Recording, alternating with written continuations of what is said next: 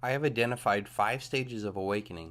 I feel that it is incredibly important for you to know this process so as to make the most of each stage and get through them as quick as possible. This entire project is centered on this process, and I have taken great care to put the information in the order that I wish I had learned it.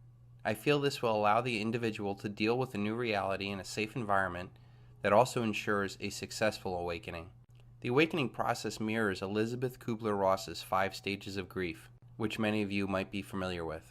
The reason why they mirror is because it is literally your old self dying, so that a totally free, new self can be born. Your body will physically and mentally react as if there was a real death in your life. We identify ourselves by what we do, what we wear, and what we drive. When you are awake, none of that will matter. You will transcend the current consumer order and be fully prepared to deal with a new paradigm. I feel it is incredibly helpful for you to understand this process, to not only identify where you are, but where you should be going. I cannot stress to you how important and necessary this process is. If you do not start thinking for yourself, you will be without the skills necessary to survive a post-dollar world. The first stage in the 5 stages of awakening is denial. In this stage, you will dismiss anything that goes counter to conventional wisdom as crazy talk or conspiracy theory. This is really a self-defense mechanism the brain uses to protect the ego. No one likes to admit when they're wrong, much less admit that they have been fooled. So it is infinitely easier to deny a truth rather than it is to embrace it. It is easier to mock than debate. It is easier to hide under the sheets and pretend that there is not a monster in the room. This is where most of our society is stuck right now. They believe that whatever the authorities tell them is the truth. They go along with the crowd in fear of being looked upon as strange or crazy. In my experience, denial comes in 2 forms.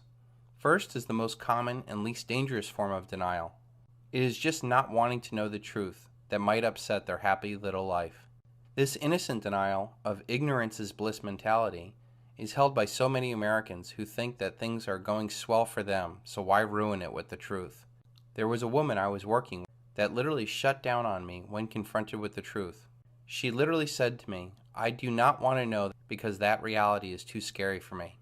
This form of denial is the easiest to overcome because when things go wrong in their perfect little world, they will have no more excuses to not look for the reason why their world fell apart. There is no more bliss for them to remain ignorant. The economic depression and the political failures of both the Bush and the Obama administration have already shook a great many out of this denial. As long as people believe in absurdities, they will continue to commit atrocities. Voltaire. The second kind of denial is one that is much more pernicious. I view it as guilty denial. This is the denial of people who are actually benefiting off of the illusion of our paradigm. This comes from business owners, government employees, and others whose livelihood is derived off of the current debt paradigm. These people actively fight against the truth through disinformation or saying they just can't keep it a secret or that's just crazy conspiracy talk. They would rather create a plausible deniability to distance themselves from the reality of their actions or inactions. Their aggressive defense of the illusion shows me that they know what they are doing is wrong. They are too afraid to live outside of this paradigm, so it is better to try to hold it together despite its human costs.